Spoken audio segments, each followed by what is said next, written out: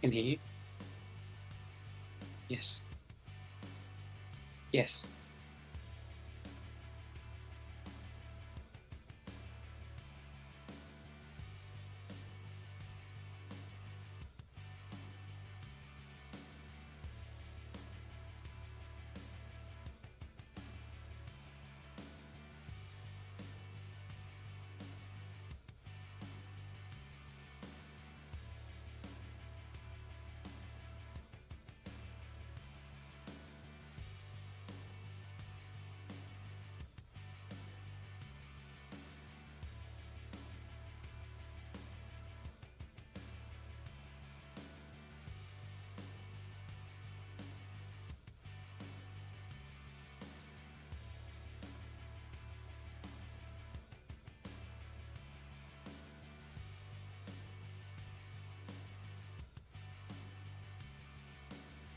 I am indeed back in the booth. Thank you for having me. Well, it remains to be seen how it will be, but I'm looking forward to it.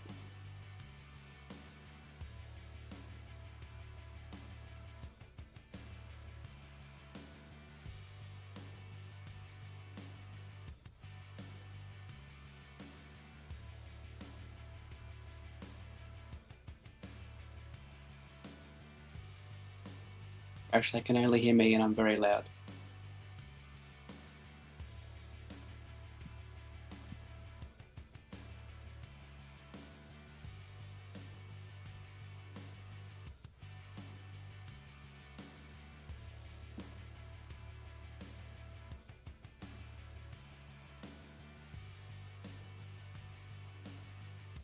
Okay.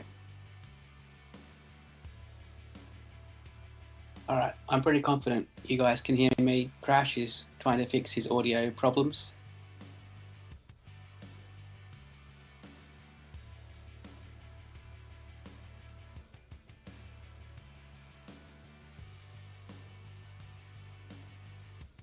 Ray's ad currently.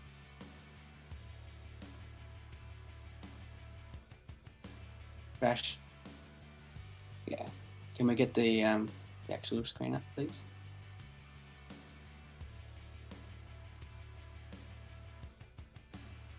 Yeah, we're having some really strange issues here, guys. Sorry about that.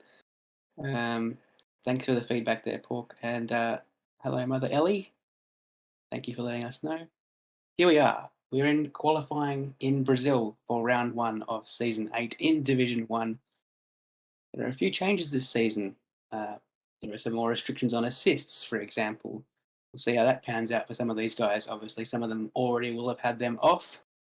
We'll see who it affects. We've also got preset weather. So we knew this qualifying was going to be dry from the very start, and indeed it is.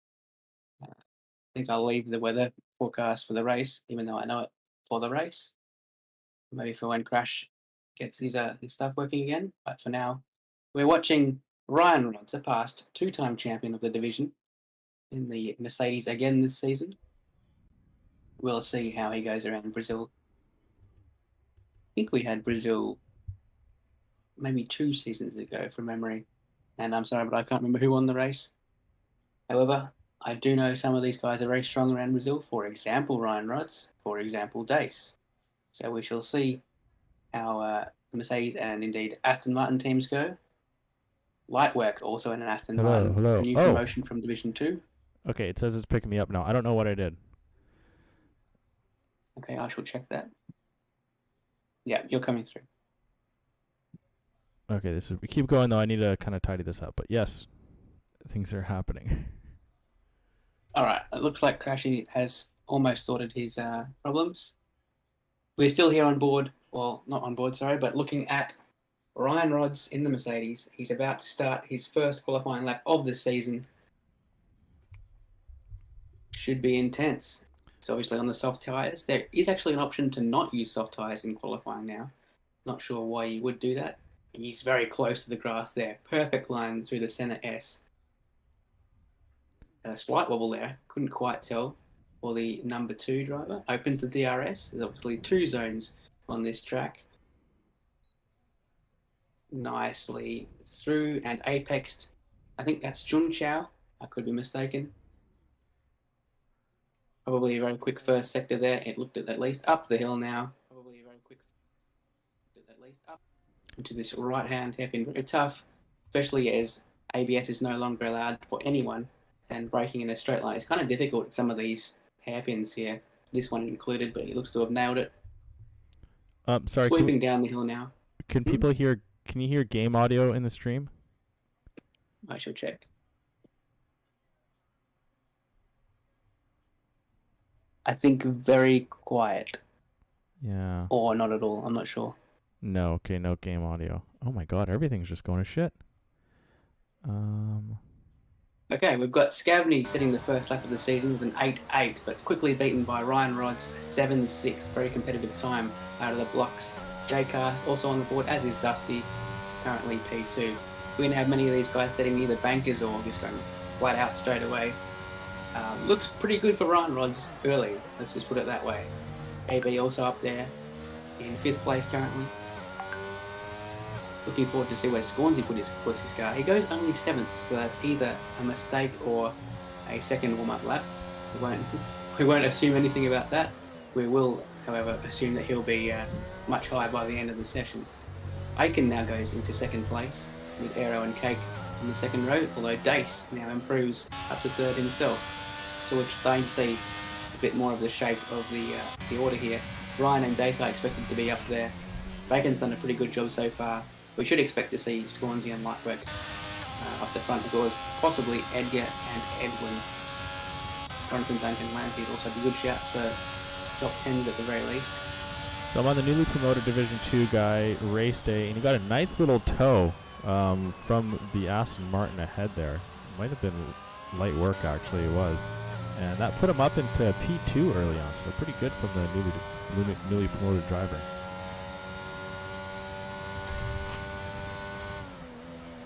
Everything okay there? A bolt just fell out of my desk. That's sketch. It's all going on. Alright, Scornsy has moved up to a more creditable P4, although I believe that was a second lap on that tyre set, so more to come from the 3-time champion.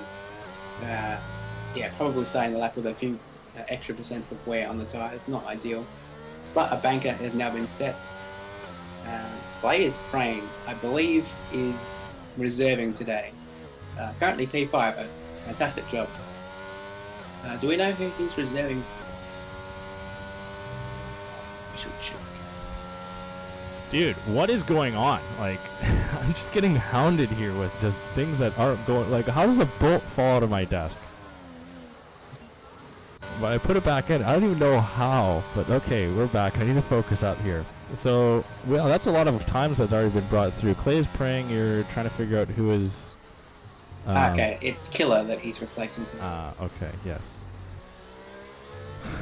So that's a tough break for Killer, already starting the championship with effectively a DNF.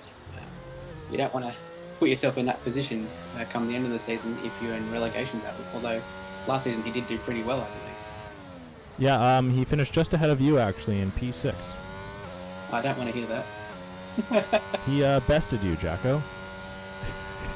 Yeah, that's okay. I mean, we're all losers in that. Scornsy was the only winner. Yeah, fair enough. No, Edgar was his teammate, and he was a technical. True, Edgar did win as well. That's fair. Okay, so it seems like we have a little bit of a moment here. Let's go through what happened last season. Quickly, we'll do the drivers and the constructors. So we saw Scornsy taking home his 3rd championship there. The 4 drivers in the red, or 4 drivers that did not come back to Division 1 for separate reasons. 2 of them being relegation, and 2 of them, one of them being retirement, one of them being added back into the booth, that being yourself, Jacko. To the constructors, we saw Alpine take home the title, and Scornsy bringing home his 5th straight Constructors Championship. Unbelievable task that he has accomplished. Crazy. Yeah, it's just bonkers, really. But now this season, he's taken on the McLaren curse, as McLaren has never done well, other than a couple of seasons in Division 1. And he's seeing that he's going to try and break it this evening, or this season. Well, if anyone can break it, it is the 3-time champion. In fact, I believe he was probably the one to have the best season for McLaren in Division 1, because he ran that team in Season 2. Yes, that where is he came true. 2nd in the standings, and I think Jin was his teammate for at least the second half of the season. So that was a strong team. He did start with Monkey Mafia, from what I remember. That's right. That's right.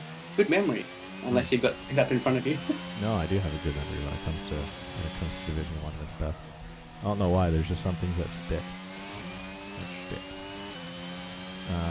But yeah, okay. Looks like we're gonna have another time here from Scavney. He's swinging around the final couple of turns.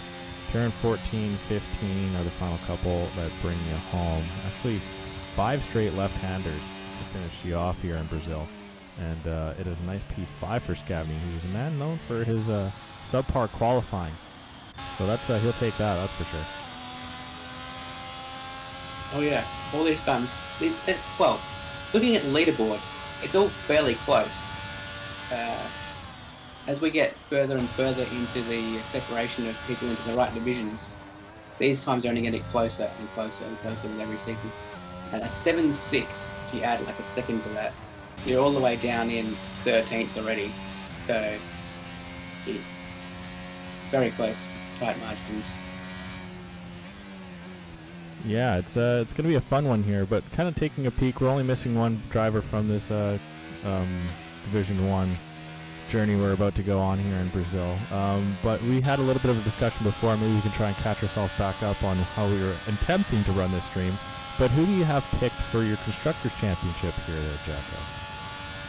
I think there are a few candidates, but for sure, for me at least, it is Aston Martin with Lightwork and Dace. That is such a strong team, it's almost unbelievable that they managed to make that work. You've got, I'd say, 2 candidates for at least top 5 in the standings anyway. So even if neither of them is champion, that is a strong combination of 2 drivers. Yeah, it's going to be very difficult for Scornsy to run a 6th in a row this season, especially because you got that Mercedes team as well of Ryan Rods and Edwin. And Edwin did pick up a win to start the season last season, which kind of blew Shelley and I away, which was kind of funny. But if he can find some proper consistency, then I think that might happen this season. I'm going to lean towards the Mercs. I think Edwin's going to get that consistency, and Ryan Rods is going to take the chip. Sorry, Mother Ellie. Wow, that's a bold statement you've made there, but it's certainly within the realms of possibility. I mean, you said you were surprised Edwin won a race. I wouldn't be surprised if at least half the grid had won a race. Taking advantage of circumstance or just outright pace. There's so many talented drivers. It's almost impossible to say who's going to win in an individual race. For sure, I do agree. I was surprised at the fact because it was the beginning of a season that was lining up to be the direct fight between Ryan Rods and Scornsy, as those two dominated the Division 1 the past 4 seasons, and then out of nowhere, not a no-name, but another guy just kind of steps in and says, "Hey, I'm here as well," and then just wins the race too. Yeah, I guess that's a bit of a paradigm shift, I guess, but yeah. I think you're going to have the top 3 in most races. It's going to be Ryan, Scornsy, and Lightwork. Not necessarily in that order. So, okay, Mother Ellie made it so I can't talk for a minute. Oh, wonderful. All right. Crash can't talk for a minute. He's got the timer up. Well, I guess we'll head back to the action. For me, at least, I'm on board with Lightwork currently. He's 4th on the grid at this point. He's got a couple of cars in front of him. Hopefully, they stay out of his way or stay well enough in front of him that he's not affected. Currently on an 8-1. Can he improve potentially to 2nd place? He doesn't need to get that much time in order to grab the front row position. Ryan, though, has a stranglehold, almost 4/10 currently. So he's looking very strong. Here comes Lightwork in the Aston Martin to the line. Hugs the wall as you should in qualifying.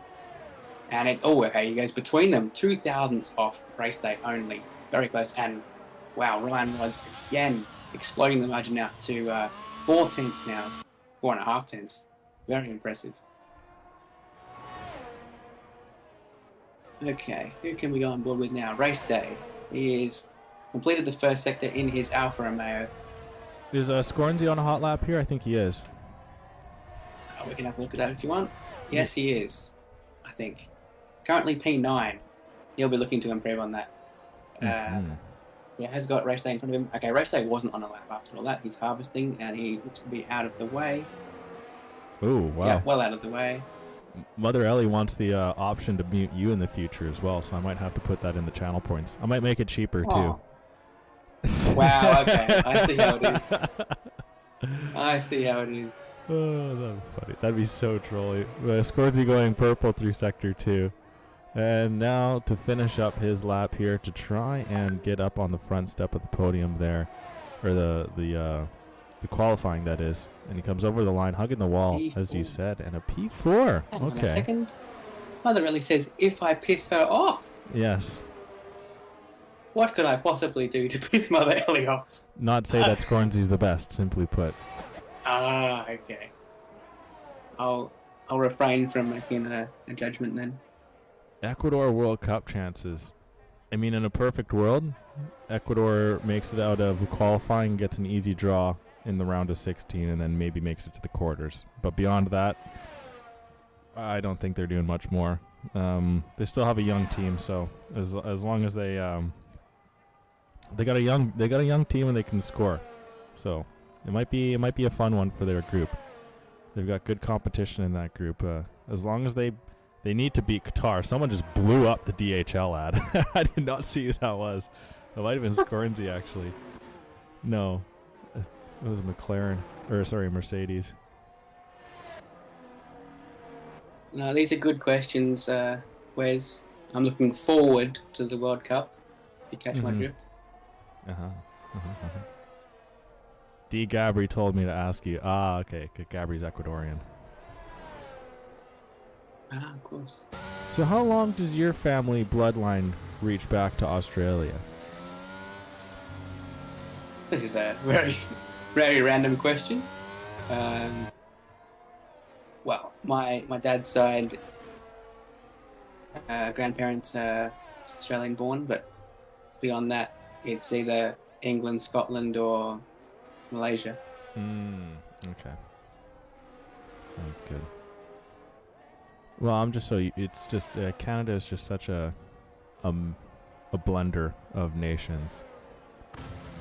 And I don't know how much. Yeah, we're a very multicultural nation here too. Yeah. Yeah. See, I didn't know that too much about Australia. I thought it was fairly. I think we possibly are the most multicultural nation. We're definitely famous for that. Really? Mm. Do you think Canada's famous for that? I've not heard it, but I could Really? be. Oh God, you don't even know. There's just so many different nations around here. They used to, even my dad in his small town, they used to have soccer tournaments of like the nation's kids, like of just the separate the countries that moved into the city. They'd have like the soccer mini World Cup soccer tournaments with them. Yeah. It's kind of funny. It'd be so hyped to be in that, though. I'm not even gonna lie. You hope it doesn't get too patriotic. Yeah, true. No, I don't think they had any Pakistani or Afghan families that moved in for that. That would have been bad. Okay, I'm not going to say anything more on that subject. They're footballing nations. Yeah, enough Come of on, them. man. Oh, we're seeing a nice little Red Bull toe here. And Kate Thomas pulling off of Impossible Bacon, and that will put him up Goes to Pete. Pete. Wow. That's We good have stuff. to shout out Bacon for this sort of behaviour. He does this. He's been doing this for seasons upon seasons, Oh, helping yeah. teammates. You know, Uh, I was just gonna No. say, sorry, that these two, if there's any team that I would like to win a constructors, it'd be these two. Realistically, it most likely won't happen, but if it does, like, I'm partying until the cows come home. mate, I'd like to see Haas win it. Oh yeah, Ramsey and Coleslaw, what a team. yeah, that's true. Fair enough. That'd be a good one too. Okay, but we're kind of running into the dying embers here of qualifying. We'll see who's got the guts to really improve on their time. It looks like Scornsy's lining up for another one here. But I mean, look how close this is. Look at Scavany, for example, in 11th place. Oh yeah. And 8-2. If he, found 3 more tenths, he'd be up on the front. Sorry, not necessarily the front row, but maybe 3rd place. That is unbelievably close. There's 4 dudes within 300ths of a second from 8th to 11th. Yeah, Lanzi just jumping up the order there. Okay, yeah, that's key. Lanzi, I would have expected to be about that high, and he has now proven that. But his session probably is over at this point. Yeah, he's not got enough ERS. Yeah, Cake is as well, and it looks like, yeah, Impossible is done. Light work. He's invalid, but he will cross over to be able to go for another attempt. Scornsy's only got 1 braking zone left this lap. Oh, Edwin makes it a Mercedes front row currently. Scavney Scavney's going to be able to get over to start another one here. Here comes Scornsy, about to complete the lap. Ooh! Blitz the Mercs onto the front row. That's the battle we wanted to see, Scornsy versus Ryan Rods. Now, Dunk. Yeah, it looks like he's going to finish up one, keeping tight to the wall, and I think Smith tells to follow. Dunk goes 9th. Go to purple sector 3, but we can never believe it in this game. I think that's Ryan Rods, but he's just going to come into the pit, and that'll be it for his qualifying. Impossible is done as well, and it looks like he's... Okay, it almost looked like he's giving another tow to another driver. But that might be it here. Here comes Light Work. He Okay. might be one of the last to cross the line. I feel like this might be P3. Ooh. Oh, I'm wrong. P2. Okay, wow. He finds the gap between them. Takes Scornsy off the front row, which is a rare sight. And not going to boast too much, but didn't I say these 3 are going to be up the front? Yeah. And now my my Mercedes prediction isn't looking too stupid now, is it, Jacko? Oh, no. Absolutely not. You called me It's a dumb when I season-long said thing, it. though. I think Dace might be a bit upset with that. P10. It's not too bad. It's actually close time-wise, but not necessarily position-wise. Yeah, fair enough. But we will have But- another moment here. So while we do, we should get through as much of the other information that we got. So with last season's full-on results, through the schedule you can see there, starting in early July or mid-July there and ending at the end of October. Scornsy finished with 13 podiums in 15 races, not too bad, as well as Ryan Rods finishing with 9. So good seasons by them. Scornsy just stayed more consistent. Ryan Rods still having 9 podiums out of 15 races. That's not too shabby, but the ones that he didn't were the ones that were catastrophic for him. And quickly, you can see here is the schedule for this upcoming season. Of course, with breaks for Christmas and for American Thanksgiving, but other than that, every Thursday night until we finish off season 8. And why don't you run us through final qualifying over there, Jacko? All right, we've got the front row of Ryan Rods and Lightwork, which I'm very excited about. That fight between the trio is going to happen because Scornsy is on the second row as well.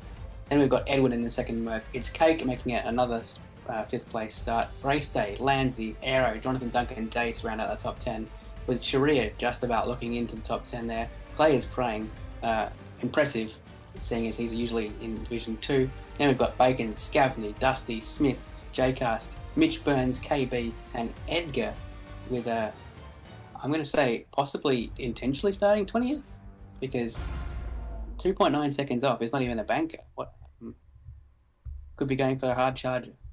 Yeah, that'd Yes. be yeah, I'm not sure. He was quite a bit off with how close the times are here in Brazil, so And he's not a slow dude. no, yeah, exactly. He is not. Oh my god, that is torrential downpour. Okay, so That's great acting by you there, because you did know this, right? I'm no, pretty sure you knew this. I didn't look at it actually. Okay. Thank Well, you. I happen should have I happen to know that the weather has been selected to be heavy rain for the first slot. We've got dynamic in the middle slot and dry in the final of the 3 slots. So to explain that, there is a preset weather setting that's going to be used this season. Drivers are going to find out what the weather is for qualifying and those 3 slots in a race 1 hour before race start, and that is essentially the setup for this. So we're going to know each race what the forecast is going into it as the broadcasters, which is good for us. And it remains to be seen how that will affect the season. I know that there's some different opinions on whether this should have been used, but we'll see how it goes. Yeah, it's you can't please everyone is the big thing. But I mean, it's not atypical to get rain in Brazil, so I mean, it kind of lines up. It's quite the crazy the crazy weathering, but we'll see what the middle sector comes. That'll be very interesting.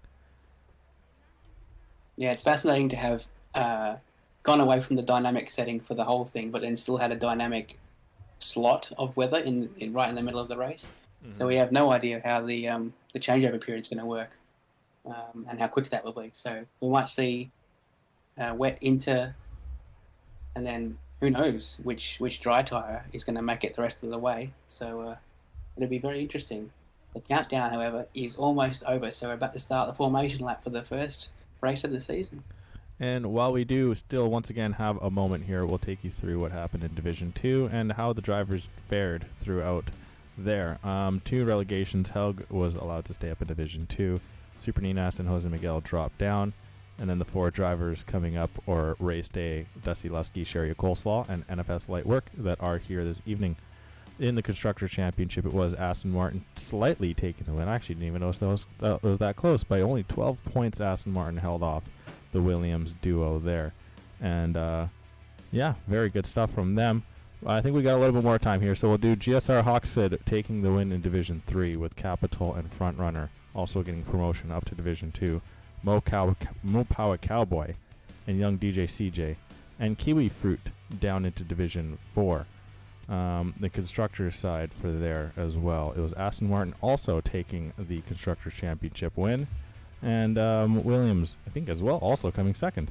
But we quickly as well have the Division 1 drivers lineups for everyone to see, and maybe you can make your predictions there. Oh my goodness, all the drivers in green are all promoted drivers there. As you can see, Race Day, Dusty Lusky, Light Work, and Sharia all landing on different squads, all having solid teammates, in my opinion. Light Workers just taken to the grass across that final braking zone. That was interesting. But yeah, of those drivers that you mentioned that have been promoted, they've really affiliated straight into the grid. You see them second on the grid, 6th on the grid, 11th and 15th. So, you know, someone might say, oh, they just got promoted from a lower division. They expected to be the bottom 4. No, they're right with these guys, and they're showing it straight away. Yes, and one of them, of course, is part of the prediction for you to take the Constructors' Championship with Light Work there. That is correct. A good start in P2. And you kind of mentioned it as well, Dace with a surprising 10th position, but we don't know what he's doing with his setup there. It's possible he's put a bit of a wet setup on, you don't know. Because they will know that there was weather inbound. And here we go. Yeah, it's getting underway here. Season 8 starts off pretty good here, and it looks like Ryan Rods is going to take an easy lead into turn 1, but Scornsy's already on the side of Light Work as we swing down the hill, and Light Work is able to hold off. Edwin trying to get a position there, but actually is trying to fight to hold on to his spot by Cake. Looks like Dace has already lost quite a few spots, down into 14th place. Ryan Rod's holding on to the lead fairly easily, coming through the first couple of turns here. No one wants to be a hero to start, but maybe Aero Racing Design down the inside line on the Haas driver. Oh, there's been a huge pile-up. Oh, my goodness. Absolutely catastrophic. Gavney and KB out. Multiple cars also with other damage. Smith Pell, I think. Smith Pell's turning himself around. Yeah, that was a massive crash. Obviously, we're going to have yellow flags here. A full safety car has been deployed. Yeah, that's so unfortunate. Obviously, there's going to be spray that far back in the pack, people moving around. And I couldn't tell what happened, but 2 drivers already have had their day ended. Oh, no, Smith Pell is not forced to stay behind the safety car here. No, absolutely not. He'll be let through. Oh, he's got a puncture is what is the problem. Puncture. Oh, my it's God. It's a front right puncture. Wow, so he's lucky that he's not, lost a wheel in that. Yeah, fair enough. He should have time to catch up, though, because it's going to be a while before everyone gets there anyway. Everyone did start on wet tyres, for anyone wondering. So there's no one gambling on Inters at all. It's the blue sidewall all around. So I need to go back and check my facts here, but we only had a couple of drivers finish in the 1,000-point threshold. Days. Okay, no, it wasn't. Oh, and where's Impossible Bacon? He's gone as well. Oh, he's made a retirement. I have no idea what just happened there. No. He might have crashed out. It looks to be like honest. at turn 2, somewhere through the centre S, must have lost it. I'm on board here with Jonathan Dunk, but he's not going to see it, I don't think. Yeah, he's gone left immediately at turn 1. Yeah, no clue how that's happened. And poor Scavney is just limping this thing along here, trying to get to the pit. That's Smith Pell, not Scavney. Yes, Smith Pell, yes. But as well, poor Scavney, he's out of this race. Yeah, I'm going to have a quick look in the Division 1 chat to see if I can identify what happened. We've got KB apologising to Scavney. Apparently had a drift on the straight. So it would appear KB's taking responsibility, at least partially. So that's really unfortunate. But yeah, also admirable from him to own up if that was the case. Smith Pell wants a Midwest weather girl.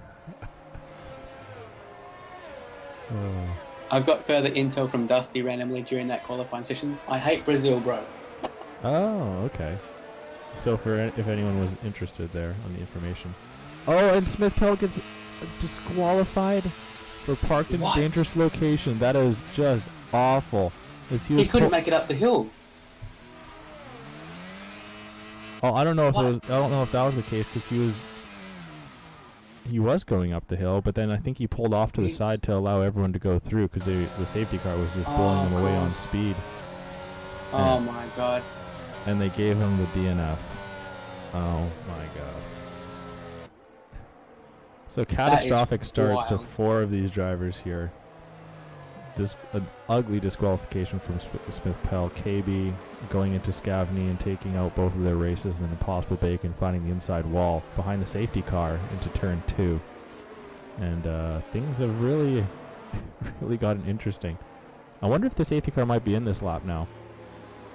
It's possible, yeah. 20% of the grid out already. 2 laps complete. That's quick math, by the way. Well, wasn't that difficult? Just saying, man. Like, come on. Let's see. Are we gonna get the notification? Typically happens around the sector 3 start. Okay. Yeah, it can come quite late, and indeed it has come. Ryan Rhodes will now take control of this pack. He'll probably go quite late since turn 1 is an overtaking opportunity. So all the top 6 drivers are in the same position that they started in. Aero Racing and Lancia swapped spots in 7 and 8. Dusty Lusky has picked up 5, Sharia picking up 2. Edgar right now is the biggest winner, starting 20th and just avoiding all the chaos and winding himself up. Oh, Lightwork almost lost it, and Scornsy's taking advantage, but he went too early. Had to give the position back. Smart to do so before Edwin could take advantage. But that's a lock-up for Lightwork, absolutely. He's going to... Oh, okay. A great move there by Edwin, squeezing past. I don't think there was contact, but and a 5-second penalty there for J-Cast. Sorry, but Lancey spun out there, and he's into the back of the pack now. Clay is praying, looking at Dusty Lusky, and Lusky goes a little bit deep, but maybe, potential move here on the inside. Does Clay go for it? Now looking at the outside line, Dusty putting the car right in the middle, and now Clay is just thinking about it but cannot send it all the way through. Dusty just holding off that position after a couple of moments of a little bit too heavy on the throttle, but is able to keep on to 9th place. We continue onward, and very unlucky there for the driver up at the top, now moving all the way down.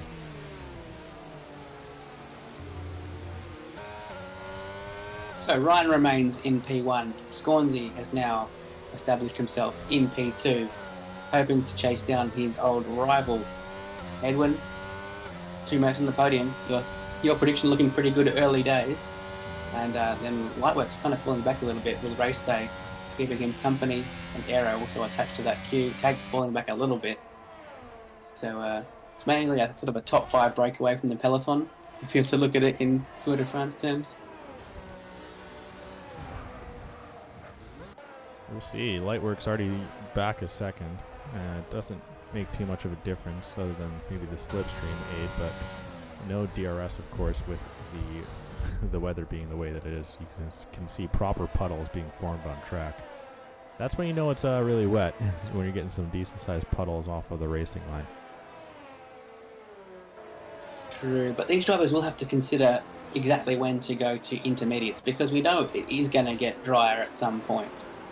So it might be a case of some guys will think, my wear's pretty high, I don't want to have to use a second set of wets before going to a drier compound. So they might be taking it a bit easy. That's what I might consider, depending on how high the wear was. So we'll keep an eye out for that. And it's so difficult to, well, you can just go with the rest of the crowd and just kind of pit when they all pit. Or you can have that bold strategy and just maybe come in a lap or two earlier and have that time made up when everyone else is coming back out for their new set of tires. And it's all depending. Wow, Race Day is committing to the pit lane. He was up P5. This has to be for Inters, right? As well as Lusky. It looks like, well, it does look like the rain has kind of let up. Just as you were saying, there were puddles. Yeah. Okay, so yeah, that is green sidewalls. That means the intermediates for the Aston Martin. I'm assuming it's the same for Dusty. So stack it Ferrari. Not too bad time-wise. But yes, these are indeed intermediates. There's 5 drivers who've made that change, all towards the back of the field.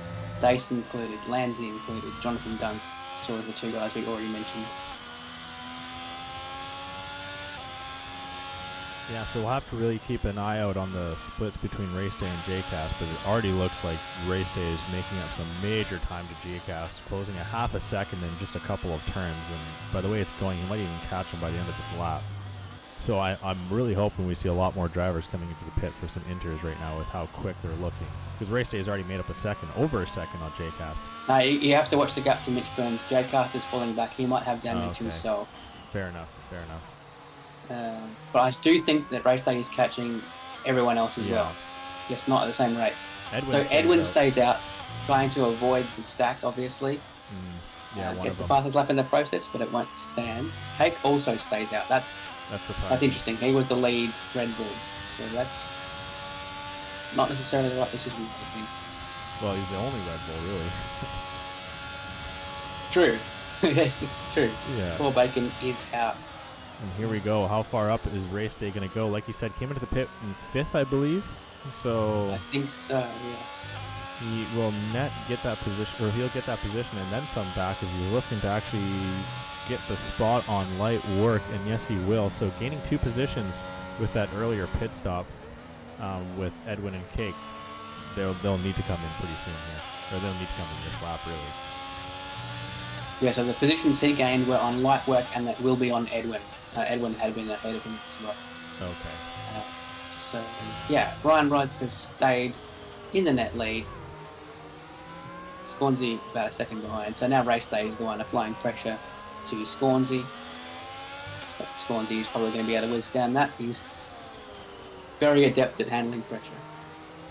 Now, is that maybe... Well, I mean, Race Day was pretty high up there. Because I'm thinking, is that potentially maybe from the timing of just being a little bit farther back and having the advantage of getting that perfect call from... It is possible that he got the radio call at the right time. But interestingly, I don't think either of the front 2 Slow and Wets pitted that lap. So they might be trying something similar to what I did in Kota last season, which was to skip the intermediate and go, well, in my case it was from a dry straight to a wet, but in their case from a wet straight to a dry compound. Don't know how quick this is going to be changing condition-wise, but that would be interesting. Will's calling it the Commonwealth comms. Sounds good to me. Yeah, that's pretty good. Oh, we've got yellow flags. That is Clay is praying. I can't tell if he's damaged, but he certainly lost quite a few positions. I don't see any front wing damage here, but it looks like he's going to be under pressure from Dunk, and Dunk should and will collect that position. Going a little bit deep, so it actually offers Clay back down the inside line. but Dunk has the pace in the end and will be able to hold on to 13th place. Clay losing several positions there from, we did not know exactly what happened, but found himself off track at one point. Edwin has still committed to staying out, which I think he has to at this point. Cake as well follows him. So the gap currently is 9.5 seconds between Cake and Ryan. So we'll see how quickly that gap diminishes. But man, I wouldn't like to be one of those two guys out in front. No, not at all. And we're closely getting to the dynamic weather setting here in the middle. So we'll see what is to come. Will the rain just suddenly turn off? The thing is, though, if a safety car comes out at the perfect time for those two guys, could really work out. As in, everyone has to go in for the dry at that point. So, it's an interesting gamble to play. Well, as well as if the rain just kind of, Mother Nature just flicks the switch and brings out the sun, then these guys will be able to hopefully have that gap onto the slicks carry over as well. It'll be very I know it depends on how heavy the rain is, but if you look at the undulation of the track, it's likely to drain if you apply physics to how it falls away. So, I mean, logically, you'd think it's be drying up pretty quickly. And again, it's Codemasters, we don't know if they code like that. Well, especially EA now as well, as long as they can get money. This is true. So the gap looks to have closed by 3 seconds between Cake and Ryan this lap. Maybe only 2 seconds, though, between Edwin and Ryan. So Edwin is pulling away from Cake, the only two guys still on wets. So Edwin looking, fairly decent. He needs the rain to leave in like the next maybe 5 or 6 laps for this to work, though, and him to maintain the position he was in prior to these other gentlemen pitting for Inters. Yeah, so do you have much insight on if Edwin and Ryan are typically in a party together discussing strategies? I don't have that insight. I would only be guessing. Yeah. I imagine they are, though. I see Scornsy hasn't added the GSR yet to the PSN tag. It's going to cost him. He's been changing it a few times, I think. Yeah. Oh, goodness. Okay, so quite a bit of this race has opened up between gaps with all these drivers now. No one really able to follow closely with the rain. You really got to be having at least the pace of the driver ahead and even more with having to try and tail so closely. And it's just kind of a waiting game at this point, just to see what the weather is going to do. How long is this rain going to hold out for? And actually, it doesn't look like it might actually be coming down a little harder than it was a couple of laps ago. Ryan Rudd setting the fastest lap in his pursuit of Cake. He will catch Cake this lap, by the way.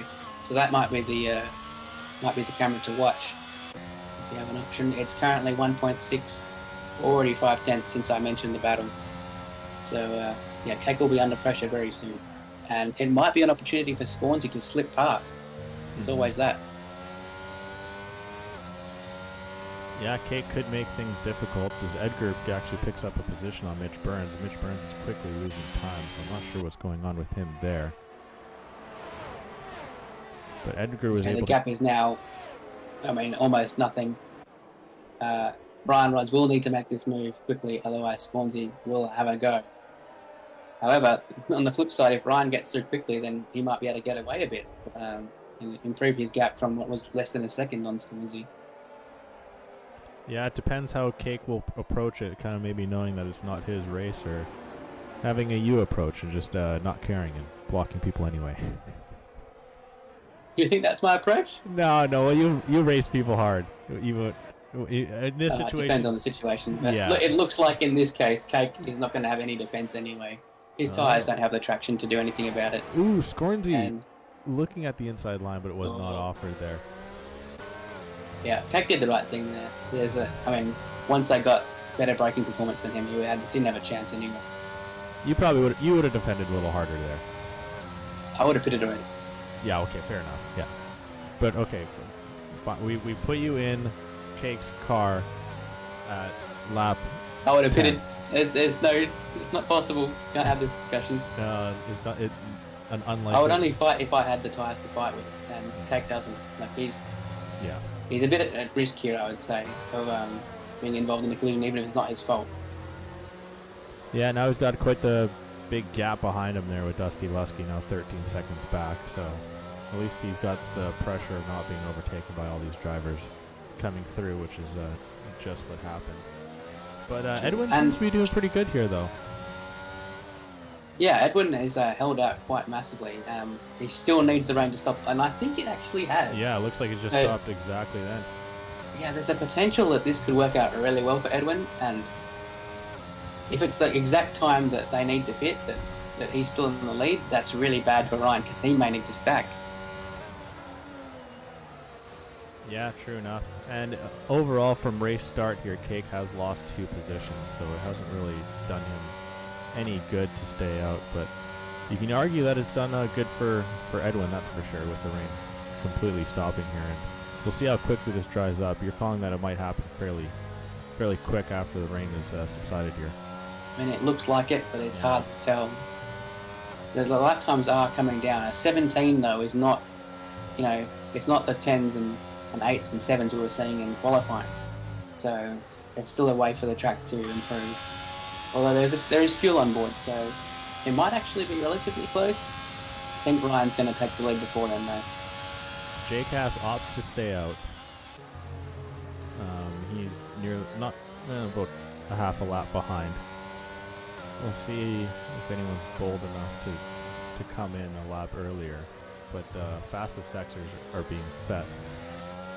Problem for Edwin is that the drier it gets, which is essentially what he wants, the harder it is for the wet to get any grip, and in he goes. Yeah. I think he had to do that. Mm-hmm. That was his only option. He's going to go for, I imagine, a hard tyre here, which will be very difficult to warm up, but he probably needs to go to the end. No, he's going inters. Oh, I don't know if he got glitched. That's okay. That's really screwed him. I wonder. I think he had to continue with the gamble. Mm-hmm. That's very interesting. Yeah, that's gonna be very difficult. He's gonna emerge 7th, which is not too bad, to be honest. It might actually be 8th, but that's actually incredible for how long he stayed out on the wrong tyre, effectively. Some guys had it for 8 laps longer than him. Yeah, Sherry and Dace both coming in for hards now. I think it's a bit too early. I think it would have been also for Edwin, but he needed to make the stop. Yeah, look at tiptoeing for Sharia. We'll have a look at the gaps to the cars around, but doesn't seem right. Hards as well for JCast. And now the leaders are next to come by here. And we'll see with Dace picking up 5 seconds. Okay, the gap is ballooning from Clay to Sharia. It could be because the warm-up, I don't know, but they'll take very long to warm up in these conditions, I'll tell you that. Mm-hmm. Some guys might like to go for a soft even, and then, two-stop the race because, the tyre will be so much quicker and it will fire up so much quicker as well. Well, do you think maybe these guys are actually, especially for Dace and JCast, potentially playing information for their teammates, or is that it's not even, you just think that We've was got a battle for the lead just in case you weren't paying attention. It is side by side between Scornsy and Ryan Rods. It looks like Ryan might hold on for now. Oh, actually, yeah, he will. To answer your question, it is possible that they'll be doing that for their teammate, but some people will not only be running with their teammate in the party chat. Some will have many teams worth or a variety of teams in there helping each other. Not necessarily trying to, but moving the group forward as one. For example, that Bacon, Scavney, Sharia, Lanzi, Dusty, at least, are all in the same party. So, here we go. Yep, the pit cycle is going to begin. Arrow standing Someone out. stayed out. Arrow, yeah. Now we'll see. Edwin's been able to overtake Cake and break off into the Oh, distance. it's mediums for Ryan Rods. That is key. Scornsy going for the hards, which is probably what I would have chosen. Second set of mediums in there as well. Race day is on there. Light work, heavyweight also one. mediums. Okay, so only one hard. Crazy. Yeah. Wow. Wow, lots of mediums. Okay, this is not what I expected. I guess they realised that the firing up of the tyre is more important. We'll see if they can make that to the end. 21 laps. Oof. Okay. Guys with good tyre wear will be able to make that happen. Guys that don't have good tyre wear, ooh, that will be interesting come the end. We'll see some punches. Might see some guys on softs as well. DRS is enabled as expected, which means that that pitting lap was correct. Or maybe this one that Aero's coming in. We'll see if Aero can gain any positions here. Of course, the last driver to fit the dry compound tyres. We'll see which one he goes for. I imagine he'll follow suit and go mediums. Although I do like Scornsy's strategy. He's fallen out of DRS for now, and he will struggle to stay with Ryan Rods for a few laps. But come the end, it's going to be key. Yeah, it is the yellow-walled medium tyre for Aero, the race leader. Another 5-second penalty there for Day. So ignoring blue flags, he's a lap down. It's an absolutely torrid day for the Aston Martin driver. I'm so surprised, but just finishing the race is worth so many points. So he needs to finish the race. Don't get too frustrated. Stick with it. And let's have a look where Aero comes out. Wow. He's actually made it work. The overcut has worked. It is Scornsy probably only falling that far back because he's on the hards with that hard warm-up phase. Which still could work out for him in the end. That's not me beating about the bush there. Scornsy, I think, still has the best strategy here. But for now, he has given up track position to the Williams of Aero, who has played an absolute blindness, by staying out that extra lap. Yeah, he's staying. Korea and J-Cast will be unhappy with themselves for going in slightly too early, I think. Hello, Rafi in chat. As well, he is staying very close to him. So it'd be important to try and get this overtake and hopefully stay within and try and regain DRS to Ryan Rods. Yeah, I mean, Aero is probably only falling back because there's still a warm-up phase as well on the mediums. Now he's back within DRS. He'll probably be deploying a bit to make that work. Some of these guys are very low on battery. Swansea is flash. They're all flashing for that matter. There is a move potentially to be made here. Nicely defended there by Aero, although he's not set the next straight up very well, and I think this will be time to pounce for Scornsy. Although Race Day is right there. He might be boxed in. Race Day may have boxed him in. This is a great move by Race Day. They're all flashing, all have super low ERS.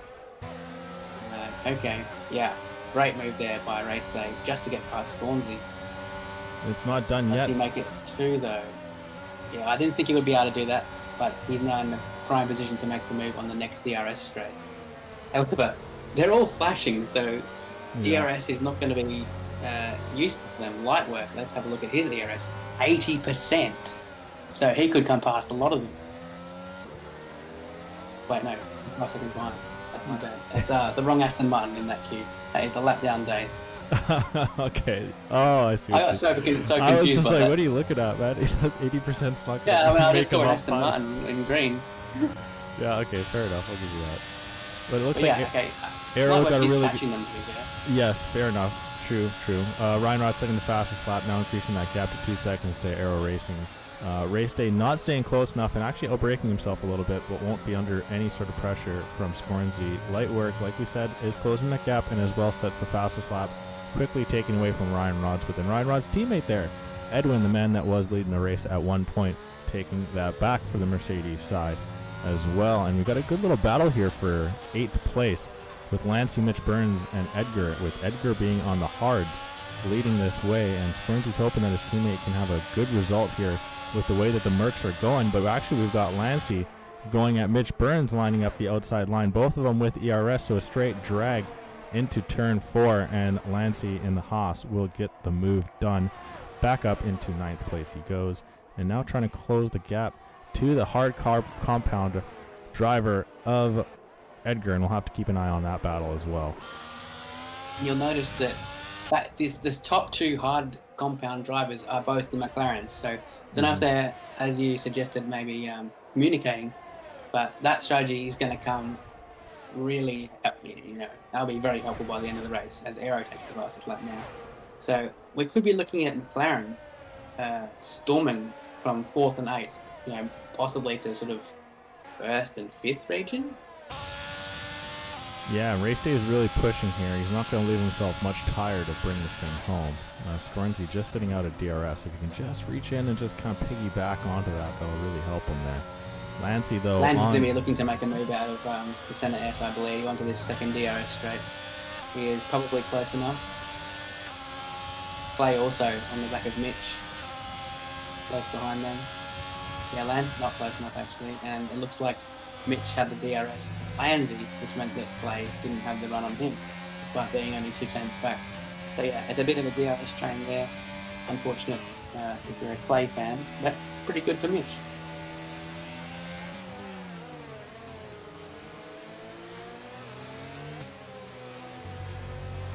Oslo with 3-second penalty for multiple warnings. That's interesting.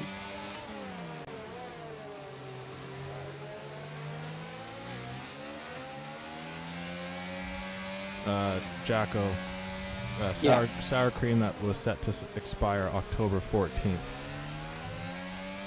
But it smells good and it looks fine. Are you risking it? That is a you problem. I'm not going to tell you the wrong answer and then give you a hospital sentence or something. Yeah, I don't know. No, usually dairy's only good for a week or two past. But there we go. Clay is praying back on Mitch Burns, and it looks like he set himself into a really poor exit on turn 3. That's Mitch Burns. And now Clay really looking to try and get this move done. But Mitch does get the aid of DRS, and then looked like he may have a little bit more battery loaded up in defense there as well. Ryan Rods did grow that lead to 2 seconds, and he's slowly increasing it back after it dropped to 1.5 seconds. I'm not sure exactly why that happened. But we got a nice little battle here for 8th place with Edgar still leading the way on the hard compound. I think Aero attempted to break DRS from Race Day and dumped a bit of his battery that lap because he did have a bit more at the start of it, but he wasn't quite able to get away. That's why he closed a bit on line. They're both getting away from Scornsy, but again, Scornsy's going to have those tyres in a few laps' time. Come good, and he will close that gap again. These guys may need to make another pit stop. He definitely doesn't. He's definitely going to the end, unless it's a safety car. Lancey still closing the gap to Edgar on the straight, but cannot get the overtake. Clay, once again, just behind Mitch Burns, and actually Mitch Burns was able to get him back there. Or no, sorry, no, Clay never got the overtake. Clay is once again very close, but he's going to have the same problem as he has had each lap. He really needs to save some DRS because he's at 2% currently, which is crazy for having 15 laps to go. Yeah, definitely using up as much as he can. Base getting through JCast there. Not the race that JCast was hoping for. Ooh, we got someone around there, and that's Aero. He's back on track. Doesn't look to have any sort of damage there, but is now down into 4th place, and that's a free position back for Scornsy. One less move he'll have to make at the end of this race. And that releases Race Day to potentially go after Ryan. Not sure if he has the pace to do that, but we shall see. Yeah, okay, so that was JCast, I think, getting out of the way a lap down as well. You're wondering which Alfa Romeo was hard left on the straight. Okay, now Lightweight Danny has to find 4 more tenths to be within DRS of Aero as well. Lancey really needs to try and get through Edgar here. It is not good for him, and then going deep into turn 1 is just going to make things all much more difficult, and he doesn't even have a shot, and he actually goes up off, and Mitch Burns into the back, and Lancey, luckily enough, getting spun around perfectly back towards and has a little bit of DRS to try and get him back up to speed, but loses some major positions with the bump.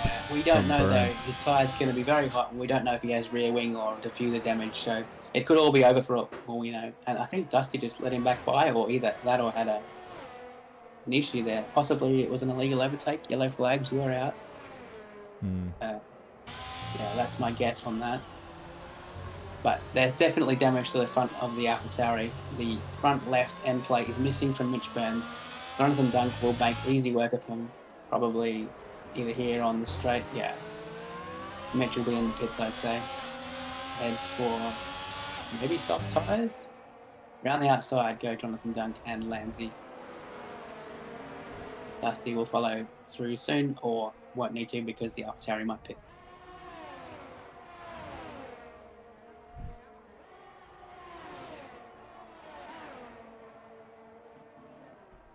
Right, there's going to be 12 laps to go after this pit stop. Do softs make that? Probably yes. Ooh, we got a potential here for a top 10 for Lancey. Right on the tail of Dunk, and he's got the slipstream. And DRS, ERS, all of it working in his favor at this point here, coming into turn 4. But we've got Dunk who's going to fight him pretty hard, going around the outside in defense. Nearly touching are these two. Both of the Ferrari-powered unit.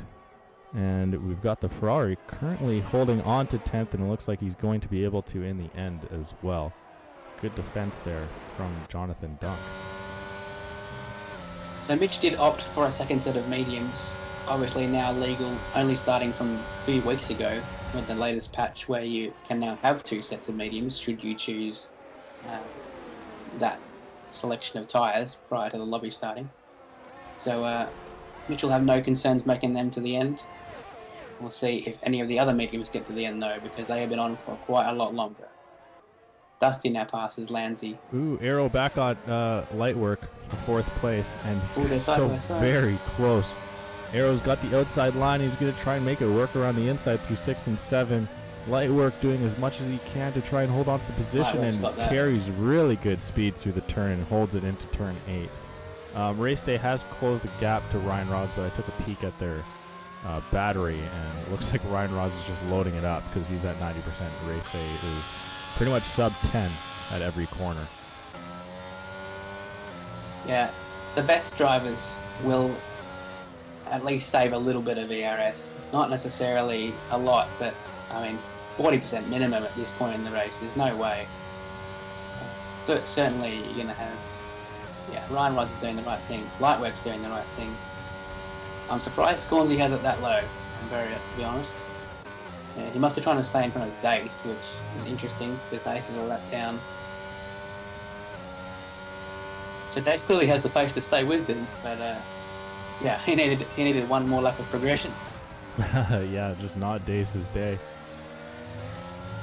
I think it was the wet, the time in the wet that really affected Dace. Something must have gone wrong early that we didn't necessarily see. Well, he did move on to the hards early on, and then he pitted out of them. So he has an extra pit stop in this race. Okay, yeah, that's true. Yeah, he's got 3 stops. Despite being within DRS, I don't see a way that Hero can get past Lightwork here because he has 20% ERS against 70% ERS. So even if he gets a run, oh, yellow flag. Oh my god! Lightwork spun. Way. No way. Was that Dace's teammate? Yeah. Dace had spun in front of him and he crashed into his teammate. Aston Martin, my prediction, and has yellow now obliterated themselves. There's a safety car out. The Liqui Moly board has been demolished and it's all gone wrong. And Ryan Rods is going to stay out past the safety car. Scornsy's going to get in behind. It's absolutely key that he is past that safety car.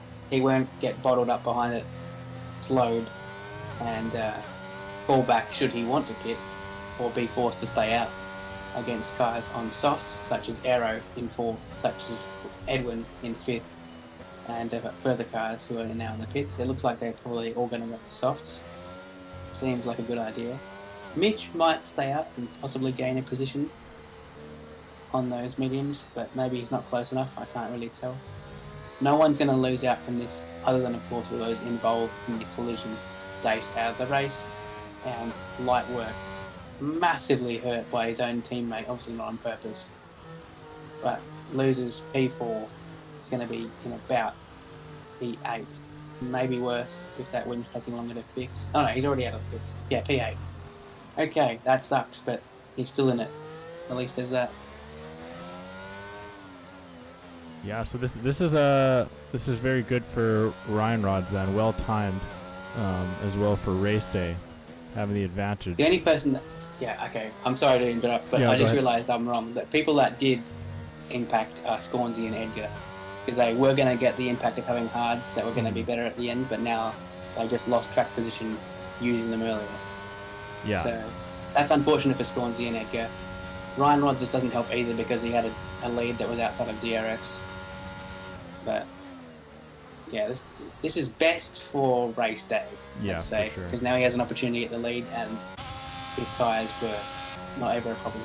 And he'll be able to reload a full battery too. Exactly. Yes.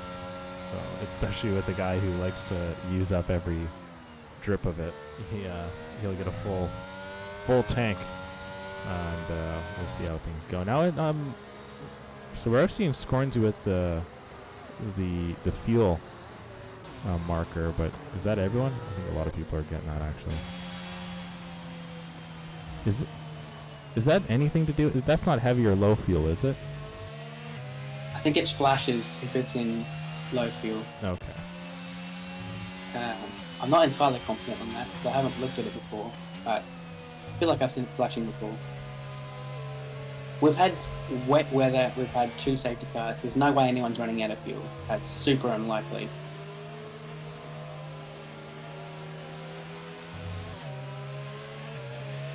I'm getting some comments asking for your cats, by the way. Yeah, those are my you've idiot noticed. friends. Don't even worry about them. Oh. Traffic Queen's ego does sound familiar. Yeah, that's a dead text message in Division 3. The cats are up in the cat perch there. They're snoozing, which is probably good for the stream.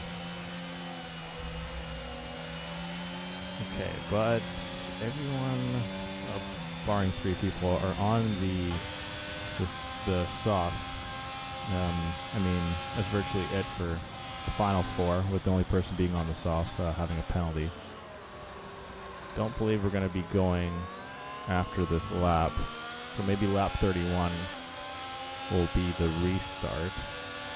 No, I don't think so. No. Mitch is making a good stop as well, probably going to put on a set of softs. That does promote Sharia up to 13th. It's pretty fortunate actually for Sharia because he had made that early pit stop onto the hard compound. He needed something like this to sort of bail him out of how far back he was. So he'll be happy with that. Does have that penalty though, so it's probably not going to help as much as we thought, unless there's a big collision ahead and somehow gains positions and time. So yeah, Jake passed. I think there's a lap down as well. So yeah, he's trapped a lap down. That's unfortunate, but obviously 15th is better than DNF.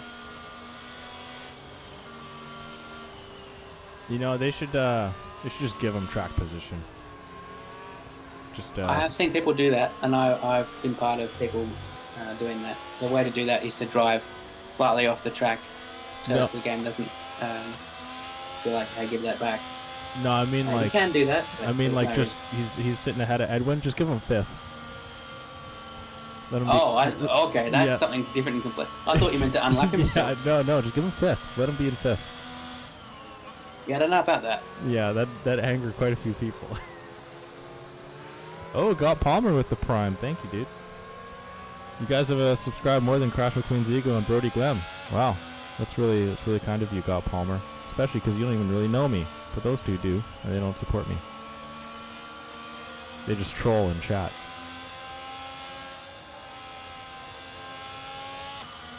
Awkward silence.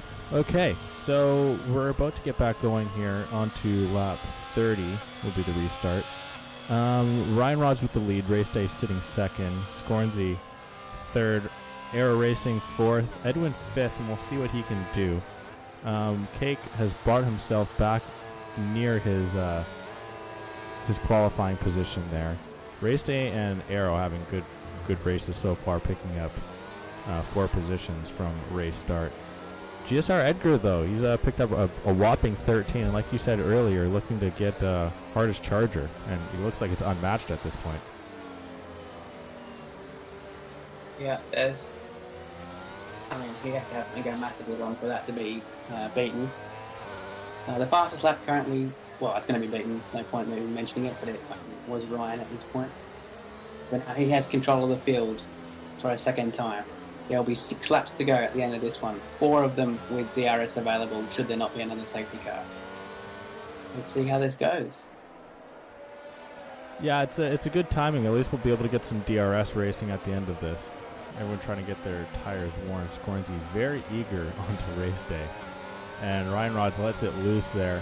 Doesn't look like he catches Race Day off too much, but it's actually Aero Racing who gets a really good timing on Scornsy. And Scornsy looked at a dive bomb down into turn 1. We have yellow flags there. It looks like Sherry It's is... for a lap car. Oh, it is? Okay. So there we go. Aero Racing still sitting close to Scornsy. Won't be able to really warrant anything into turn 4. Clay is praying. Not looking like he's going to get anything onto Edgar as well. So a fairly clean restart with the lap car of JCast getting out of the way very respectably there. Korea, I believe, got past Dusty somewhere in that. Not sure if that was a mistake or a legitimate move. The way that has occurred.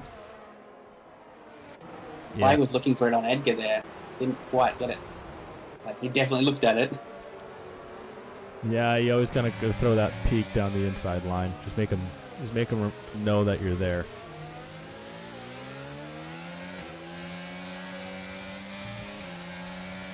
A couple of battles are sitting around 4/10 or 3/10. Lanzi is the closest to the car in front, but I'm not sure that'll last. He didn't get a great exit there.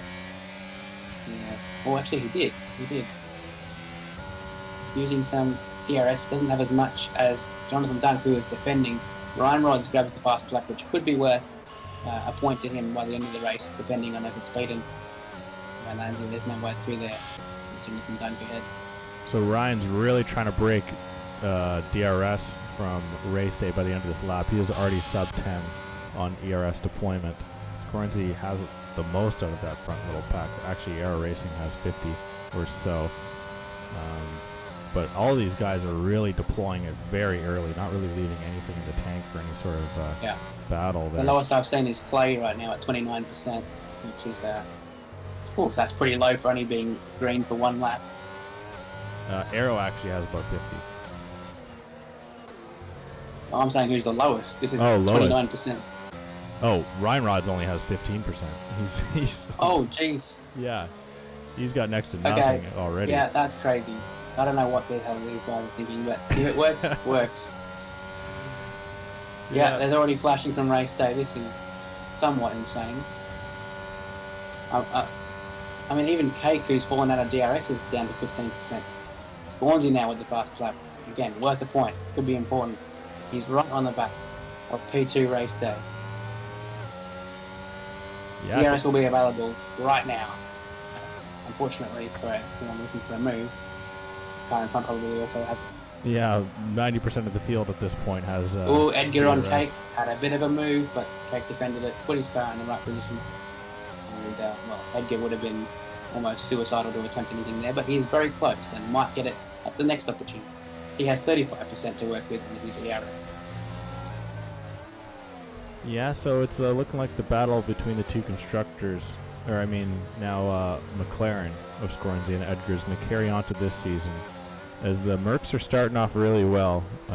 Currently, they're going to stand leading the way on McLaren, but still laps to go and positions to be had, especially with Edgar being right on the tail of Cake.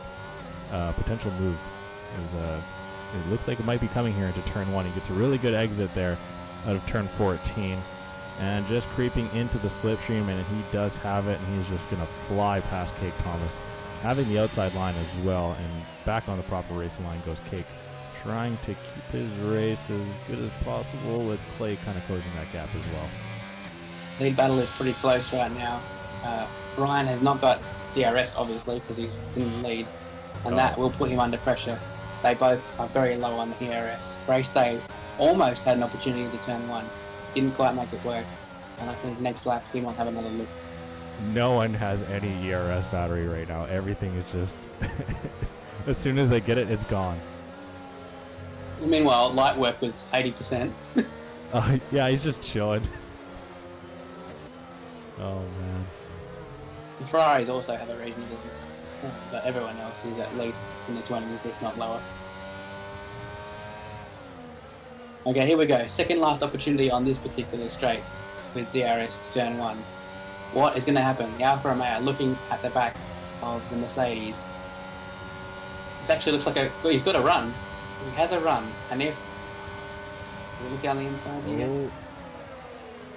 Oh, contact. Oh, second collision, and around he goes. Oh, Scornsy got caught up. Through go 2 more cars. It is. Well, is that damage to Scornsy? I don't think so. I think he just got caught up it's a gift for Aero and for Edwin. Yeah. Possibly also for Ryan, since the gap is now almost a second. And that's going to need to close down massively if the race lead's going to be overturned by Aero. And it looks like Scornsey was forced to give that position back to race day as well. Yeah, okay, yeah. That's really unfortunate for Scornsey. He did nothing wrong there, got caught out by other people coming together. If we look at the incident, I don't think you can blame Ryan for it. Race day sort of tried it. I don't know. I think it's a racing incident, I'll be honest.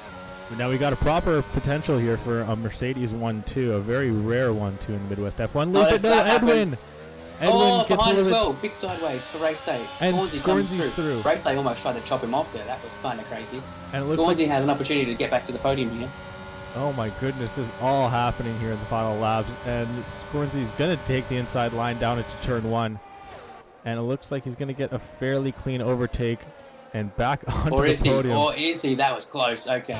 But now there's one final opportunity with DRS for Edwin to get it back, although race day is very close. Yeah. Oh, God. Race day is going to send it here, too. Oh, a little bit of contact still. And Edwin's trying to hold it around the outside, but Race Day is doing a good job of keeping pace through, and it looks like he's going to get that position. Edwin's not wanting to give way and finally does just slip back in. And we might have a little bit Edwin of a drag. was looking at P2 like half a minute ago, and now it's P5. Oh, man, just a little bit too heavy on the throttle there. And now Edgar is just in behind. It doesn't look like anything's going to happen there. But what is going to happen most likely at this point, barring any sort of chaos, is Ryan Rod's coming home with the first win of the season, where Clay is praying and the Williams has spun, and now he's in the back of the... No, he's in 14th.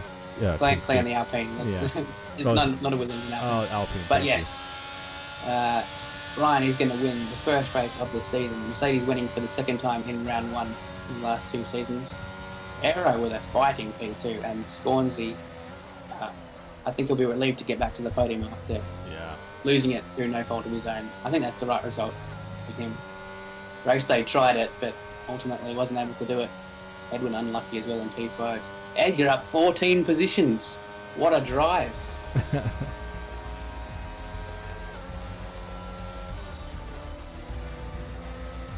Okay. And rightfully so, driver that goes to Edgar.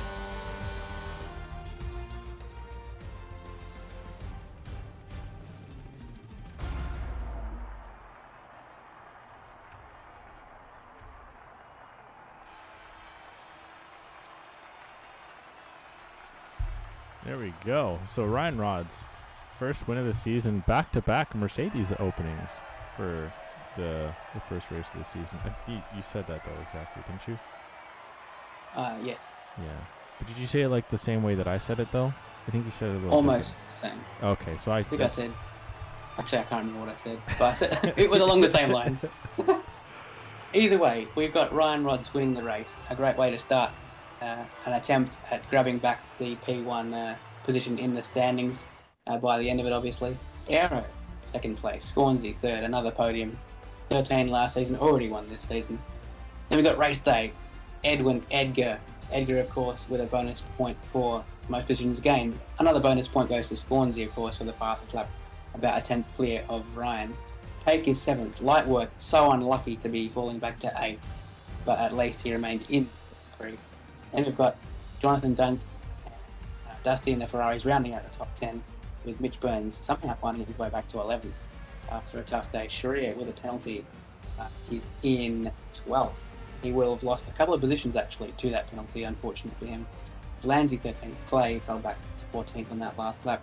J-Cast was trapped a lap down from the last safety car. And 5 DNFs are Dace late in the race compared to the other 4, Bacon, Scavney, KB and Smith, all out in the first 2 laps. Smith, of course, disqualified. Rightfully so, must I say. We don't want any of that kind of stuff happening in this league, Jacko. It's the gavel. No, a very unlucky disqualification from Smith. That was kind of BS, to be honest. If we had control on that, he would not have been disqualified, but we don't. So I feel like we should have control. We should, honestly. Spectators. It was kind of crazy the way that I don't know if you watched the Interdivision Challenge at all, but the broadcasters actually had to make a decision on the podium before the interviews actually, because of an incident on track. Oh, that is controversial, especially without seeing the POVs. Yeah. Well, we had a really good look at it, and it was fairly obvious. So. Okay. At least I think. But what do I know? But okay, as you can see on the screen there, Ryan Rod's Aero Racing Design, Scornsy and Edgar hopefully set all to come in for the interviews there. The podium in order, as well as the hardest charger as per usual. Aero Racing Design with a nice little podium there. Kind of a surprising one. Someone kind of snuck into it just at the end there. He was always a part of it, but you didn't really think he was going to get it. But hey, he did. So well done to Aero. And that's actually back-to-back podiums for him, to be honest, because he got one in Monza on the final race of last season as well. Back-to-back P2s. I would have thought it was Mexico. No, Mexico, yeah. They both start with an M. Both have an O. Fair enough. But back-to-back P2s to take it even a step further. So almost collecting maximum points the past two races for Aero. Could you call that a streak at this point, Jacko? Oh, you could. I don't know how accurate that would be. I think one more and it's a streak. One more and it's a streak, yes. I don't doubt him, though. He's very impressive in the last few races. Yes. Now, the thing is if you're in a losing streak and then you come out of it with 2 wins in a row, then it's a winning streak. But, yeah. But I don't know if he was I don't think he was in a losing streak before. He was fairly consistent last season. So, maybe not a streak quite yet. But maybe Aero will go streaking next week in Abu Dhabi. It looks like everyone's already in for the interviews. Okay, this thing's about to get going. All right, we'll drag everyone in here, and we'll start with the race winner. I think at one point you bump drafted me down the run to turn 4, and it gave me rear wing damage, and I think that's what caused me to spin later at some point. So I might have had a shot to do something there at the end, but it's racing.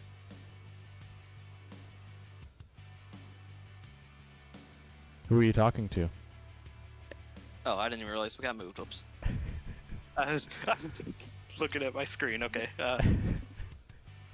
No, Fork brought up a good point. The cooldown room convo. I was literally just thinking that as well. But who are you? Bottles been thrown. Caps been thrown at each other. Yeah. Anything?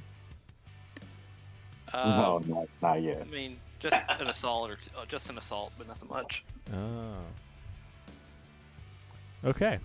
So, the cooldown room, I guess, is done. That was nice, though. I actually enjoyed that. I was curious what you were going to say. But it is Ryan Rods coming home with the first win of the season, getting back to form after an unfortunate Season 7. A very good job from all 4 drivers that are brought in here. As per usual, we'll do a quick little mic check, starting with the winner, Ryan Rods. Can you just give me something here? Yo. That works. Aero Racing, we know your mic's working, so that's good. Scornsy, I heard you as well, so you're good. Edgar, can you give me a little something? Yeah, I'm here. Okay, beautiful. Everything's going lovely. Okay, so a very interesting weather dynamic that was the Brazilian Grand Prix. We'll start for qualifying there, Ryan, as everything seemed to go your way, especially from the beginning. What setup did you have going into this, and did you think that you were getting pole with that? I had a race set up for a balance between wet and dry. And in quali, it performed very well because in the low fuel and soft tires, it was more towards oversteer, which is my style, which helped out a lot on this track because you can just, if you put the front into the track, it's gonna do so much better than having understeer. Once you get around the corner, you need to fully just push the throttle because the exits matter a lot. So yeah, my setup was just made for balance between quali and race and dry and wet.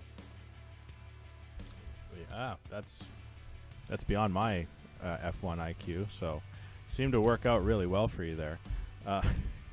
So, I mean, kind of, we'll I'll quickly get to one more question here. I'll kick it over to Jacko. Coming in from last season to this season, obviously things do not go your way there. And now this has just got to be an absolute boost coming into the rest of this season, right? Oh yeah, absolutely. Starting the season well is just what I needed, but in the coming races, you never know what can happen, as we saw like last season. Last season started the same way. Yeah. Me in P2, like I got like 3 straight P2s and then a DNF, and it all like went downhill after that. Just derailed, yeah. So it's a nice win. I'll take it, but it's not sure. It's just the first race. Okay, fair enough. Just so you know, I've got you called for my constructor championship this season. Mother Elliott was very happy to know that. But okay, Jacko, what says you? All right, Ryan, that's congratulations from me, by the way. And my question pertains to the tyre choice. So obviously we had wets and then intermediates to start. Changing tyre at the right time was very important, but also changing to the right compound. So we saw a split between you and Scornsey, going for mediums for yourself and hards for Scornsey. So I was wondering, were you guaranteed to make that to the end if there wasn't a safety car, or did you have to make a pit stop? It wasn't guaranteed, but I did have to tire manage for a few laps, hence the like changes in between the gap and me and race day. Some laps it went to like 1.3 and then it went up back to 1.8.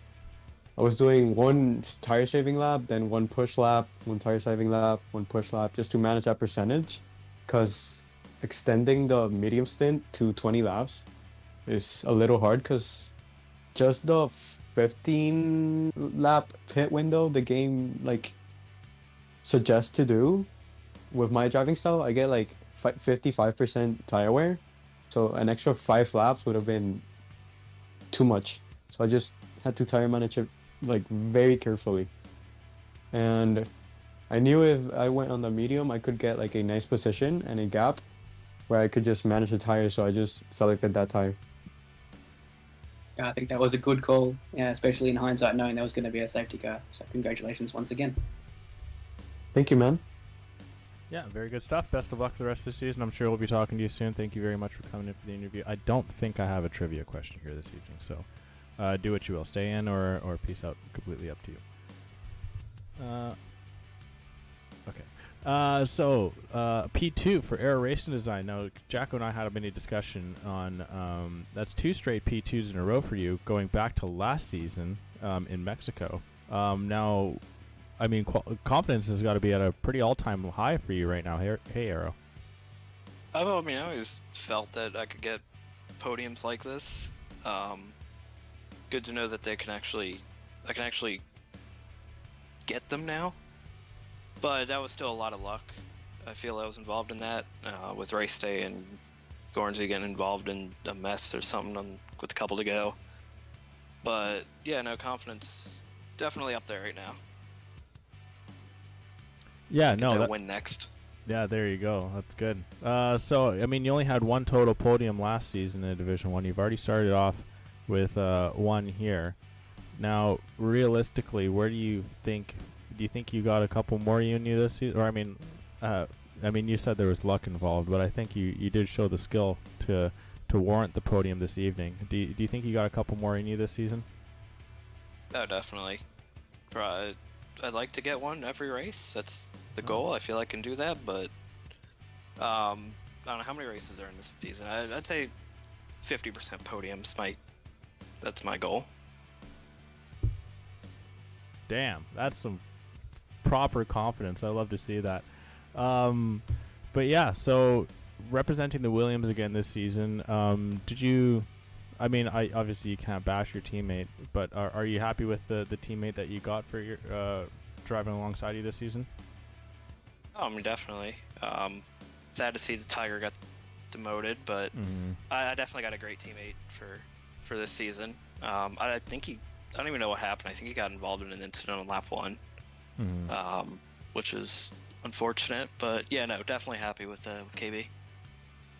That's good. So did you guys have any sort of discussions going into it? Kind gonna be honest, not really. I always, I don't really feel like there's always that much, at least for me, to talk about before a race.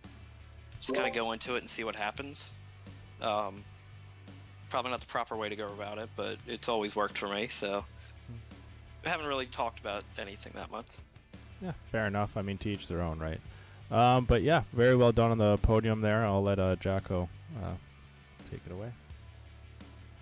All right, Aero, fantastic effort, and yeah, big praise from me. I know you're an underrated driver, so Thank you. congrats once again. And I need to ask you about the strategy because you actually yo-yoed a little bit through the top 5. You sort of started outside, then you just pounced all of a sudden when we went to the dry tyres by staying out one extra lap. And that may have been helped by Scornsy's hards taking a while to fire up, but you made that strategy work by staying out that extra lap. So were you confident making that choice? Did you have any extra intel maybe that the others didn't know, or was that I'm pure gonna luck? be honest or- here. I'm gonna be honest here. That was a 100% mistake. I didn't realize it was time for the intermediates, or it was time for the slicks yet. I realized everyone pitted and it was too late for me to quickly go in. So I was just kind of giving it everything that lap and hoping it would work. The happy that accident. was a 100% mistake. That's funny. Okay. Well, I praised you at the time. That's good. You could I'm have the steered last into that. person- I'm the last person you want to depend on for making good strategy calls. Oh, Um, God. so- That's perfect. Yeah, that was just a complete mistake. Oh, All right. God. Well, either way, it worked out for you, and pouncing on that opportunity to get into the podiums at the last few laps was great as well, and it's great to see you on the podium. Well done again. Thank you. That's good. Good stuff. Well done, Aero Racing. Looking forward to talking to you the rest of the season. Hopefully you have a good season as well. Thank you. That's cool. Yeah, beautiful. All right, on to the 3-time champion and 5-time in a row Constructors champion himself, Scornsy. So, I mean, I kind of made it a little bit of a point earlier. You still haven't paid for the PSN name change for GSR Scornsy. Is there some sort of contract discussion still in place, or what's happening there? Yeah, there's still some negotiations happening. Okay, I felt like it. No, it's just I don't want to change my my primary account right now, and So you don't think it's I gonna don't last have, then? I'm like I have a different account that's like active because my own account right now I don't have PS Plus, so I'm having to use PS Plus right now from someone else, and so yeah, right now. Or that just happened, so I'm now able to, starting next week, use an account with like GSR. But prior to that, I wasn't able to. So it's all good because I didn't want to change my Scorenzi like actual account since it's like an OG name or whatever. So what's more OG for you, Mystic or Scornsy? I mean, Scorenzi's more original, obviously, but Mystic Joker is.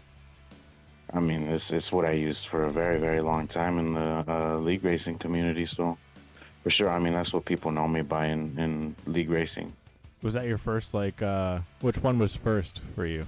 For your when you first bought your PS3 Mystic. or whatever? It would have been Mystic or Mystic and then Forza Alonso. Yeah, Yeah, Pork just put that yeah. in. I think I was Forza Alonso only for like one game though. But yeah, anyways. My very first one was Big Fat Fatty 12.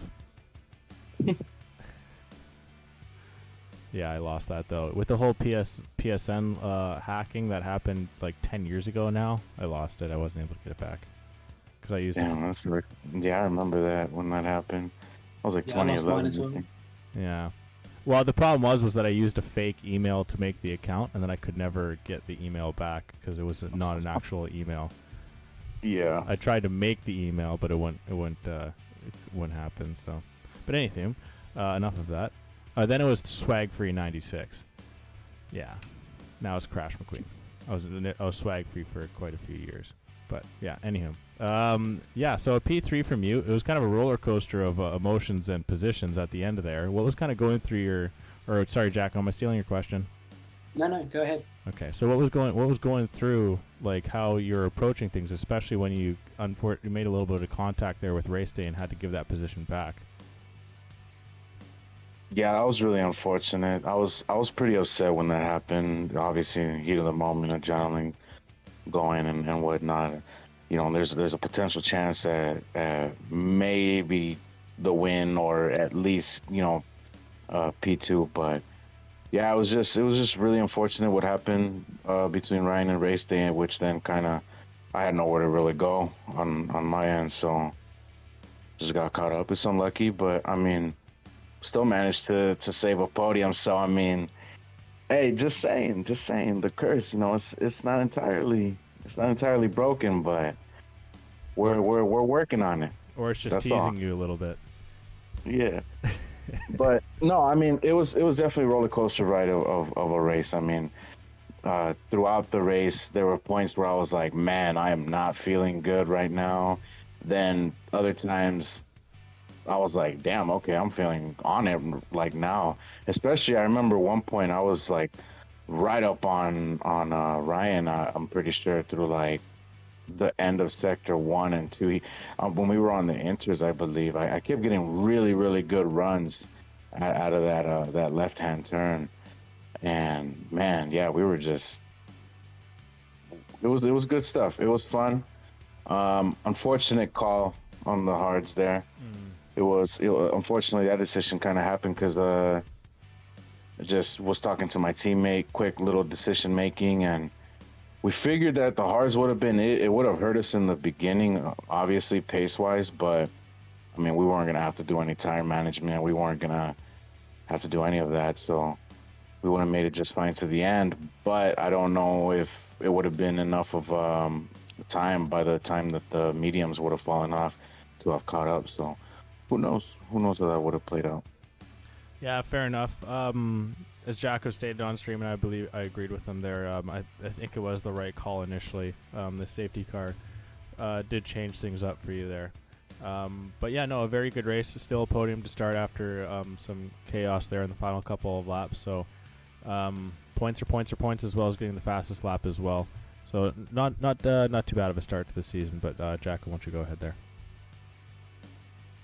Yeah, I mean, obviously the incident there that demoted you to P5 for a bit was very unfortunate, but I think grabbing the podium back was the right result because that was not your fault in the slightest. So I think that was the right result. And the only other thing that I wanted to even talk to you about, you kind of touched on it, was the whole hard decision, which is exactly what I would have done. And I think you even realised that there was an opportunity for that to work out for a win if there was no safety car. So I think you touched on it though, but do you think that is the case? Are you underplaying yourself by saying, wondering how the mediums would have gone towards the end? But did you actually think you could have won that if there was no safety car? There was a chance. There was for sure a chance. I don't know if it actually would have happened. I mean, I definitely believed it. I felt like, just based off of my previous runnings on the mediums, like,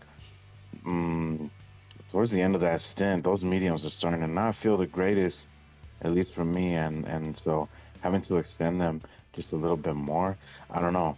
I felt like it would have hurt in the long run. So who knows which way it would have worked out, but I would have liked to have seen how that would have played out. I definitely was thinking like the long game for sure, and just was trying to manage, my pace or whatever, as best as I could at the beginning of the hards. And there was a small moment too, I believe, at the beginning of that stint where, like, I think I went side by side with someone and I ended up having to give up a spot or whatever. I don't remember who it was, but that was really unfortunate. And then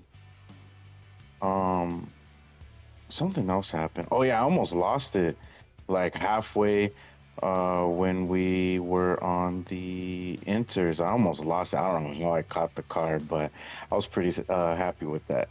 But yeah, fastest lap, hardest charger, right, with my teammate. So yeah. So it's good stuff. Good start. Not the start that I would have liked. I would have liked obviously P1 or P2, but podium, can't complain.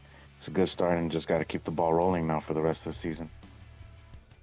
Absolutely. The only other thing that I think we noticed was that you had some pressure from behind, but not from someone for position. It was Dace a lap down. Was there ever a consideration that just letting him go might be the smart thing, or did you even feel that pressure at all?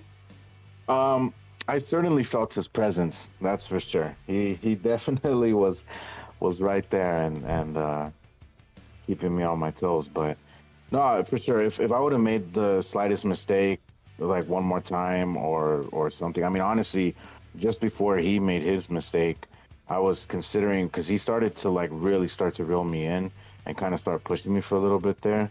And so at that point, I was like, okay, well, maybe I let him through. I don't know. It's really that was a really awkward point in the race for me. I'm not gonna lie. Yeah, I thought so. Not quite as Yeah. awkward as for the Aston Martins, though. Whew. You'll have to check that. Oh, what happened there? Oh, okay, yeah. Dose was a lap down, lost it, and then certain other Aston Martin crashed straight into him. Ooh. Yeah, Yeah, it that one wasn't happened pretty. right in front of me. Yeah, that's unfortunate for sure. Jeez. But yeah, great stuff. I'm actually gonna get going, guys, just because I have a couple things I gotta do before store closes. But I just want to say congrats again to Ryan on the win. Congrats to Arrow and everybody else. And I mean, good stuff, Edgar. I know you're still here. So yeah. And thanks, guys, for doing the commentary and whatnot. Of course. Nope. Thank you, Squancy. Yeah, not a problem. Thank you for coming in. Appreciate that. Enjoy the rest of your night, and best of luck the rest of the season there as well.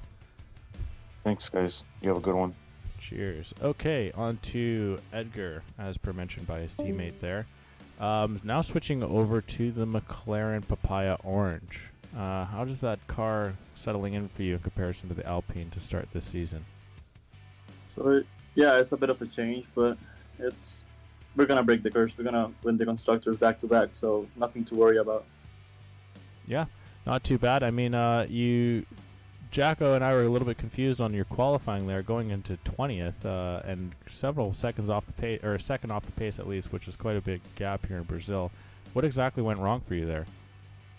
Yeah, I just couldn't quite hook up a lap. So I tried 2 laps and just couldn't quite do it. So I just kept my head down and focused on the race. Yeah, I mean, it worked out in the end, obviously, with the hardest charger and a very respectable finish at the end here. Now, you guys are trying to go for back-to-back Constructors Championship, this time in a different car, constructor, all that fun stuff. Now, do you have any sort of knowledge of the McLaren curse in Division 1? Nah, I don't, and I really don't care. I don't believe there's a curse. That's bullshit. You don't feel it at all? Nope, nothing. No one I did? was speaking to Ryan just before the race about it and how I didn't care about the curse. I just make sure you keep your closet closed when you go to sleep at night. It's a really weird one. Oh, okay. So you're saying you didn't feel any curse in qualifying whatsoever? No, not really. Fair enough. Oh, okay, fair enough. It just, I mean, Halloween is over, so we'll see how things pan out here. But now, respectably, there, you obviously didn't have the best season 7. What's your proper goal heading into this one? Just being consistent, because last season I had to miss a couple races because I was living abroad in the US, and I couldn't quite start the season because I didn't have my sim. So I had to wait to come home and start practicing and stuff. But yeah, I couldn't keep it consistent. And although I did make a bunch of points, I just decided to stay out of the top 7 because there was no point, and there was no point on challenging my teammate. So yeah, but yeah, the key to this season is to keep it consistent. Yeah, good enough. So, do you think a top 5 at least for you? You think that's Yeah, minimal? for sure. Maybe top 3, maybe. Okay. Yeah, no, definitely. You definitely have the pace to do it. I mean, starting so far back with all the chaos that was, finding yourself with proper points for the McLaren team there, it's a really good start. Just last question from me there. Where did Brazil kind of rank for your favoritism on tracks? Oof. Yeah, I don't really like Brazil, so So you take the result then. Yeah, yeah, I take it. It's a good result for the team. Awesome. Good to hear. Okay, Jacko. Yeah, our cameras didn't quite catch what happened on lap 1, and knowing that you started 20th, did you have a good view of the accident that took out Scavany and KB? Yeah, I saw it all. They tangled in turn 1 and 2, and when they went to the exit of the straight, they were side by side, and I think they tangled up and they just crashed. I think. So yeah, I saw lots of wings flying, and I had a couple near misses. So yeah. Okay, so you got through there unscathed, obviously, because you made like a ton of positions in that first few laps. Yeah, I gained like 6 or 7 positions maybe in 5 or 6 laps. So it was pretty good. Pretty impressive, and it's also very impressive that you managed to sort of steer through that without getting any damage yourself. So well done on 14 positions gained, which is massive. Yeah, thanks. Yeah, very well done. Well, quickly, I got one question from the chat, actually being the commissioner himself, Pork. What's your take on, and we'll ask this to the rest of the drivers that are still in here, what's your take on the preset weather? Do you dislike it, like it? What's anything? So I thought about it, and I thought that the reason of the preset weather was to people practice beforehand and maybe have a bit more practice in the rain in case there was any rain. But they told me it's to limit rain in the races in general and not so people can practice beforehand. So I don't know. Maybe that's just race dynamic, really. Okay, fair enough. Thank you. Ryan Rods, what says you on the question there? Any input on it? I mean, it's very ironic that we complain about wet races in the past season, and then we start off the first race with no TC and no ABS, with the worst turn 1 for those conditions, with wet weather. It's absolutely appalling. I think they just wanted us to see us crash at the beginning because it had no reason to be this way, you know. So it was I don't know. I'm not gonna say anything else. Yeah, and like Edgar said, I had the assumption that we would learn about the weather like 2 or 3 days beforehand, so we could just practice a little bit for the rain. Some people do need the practice, as we saw, and those wet tires and wet weather was very tricky, especially at the Brazil. The grip was very minimal, like turn 2 and the last corner going into the straight. That wasn't well. I mean, it was flat, but it was very hard to control the car. So I hope we do get races like this in the future, because it was quite fun with it switching the weather. But when safety cars come into play with those conditions, it brings out the element of luck in the races. And we saw that at Monza last race, that during the safety car, some people just pitted for, I think, dry tires, and some people just couldn't pit, or they lose like too many positions, and then it dried up mid safety car. So it's just it ruined the whole race dynamic with the weather. Fair enough. But I've seen this model in another league, and they do give the weather like 2 days in anticipation, and it works pretty well, Okay. in my opinion. All right. Fair enough. Aero Racing, what says you? Anything? I don't mind the way it's done with the hour before and all that, but what I am gonna say is I don't care about realism. I want a rain race of Bahrain. Okay, fair enough. I want to see it. Let's go. Yeah, that's true. Yeah, let's go full wet at Bahrain. Yeah, put on the sprinklers. Let's do it. Oh god, that'd be funny. Yeah, Or I don't Saudi know. Arabia. Yeah, wet Saudi Spaceman I- just put that in too. Yeah. So I think I've had a league race where it actually did rain naturally. Same. So that was interesting. I don't remember how it went, but yeah, it happens. That's funny. Yeah, fair enough. Okay, well, thank you very much, guys. Appreciate your input and everything, and coming in for the interviews. Jacko, do you have anything on the topic there quickly? Look, as long as it's entertaining to watch, it's good for us. But I think in terms of fairness, we really have to understand that at the end of this season and make sure it's the correct decision, at least staying for the next season. Get everyone's opinions, understand it, and go with it after that. This could be a trial season, as far as I'm concerned. Okay, fair enough. Okay, that's good. There you go, Pork. You got your input. But yeah, thank you very much, guys, for coming in for the interview. Any last words for any of you guys before we bring it home? Nothing really. No. Edgar, Ryan, you guys are good? Everything's Gucci?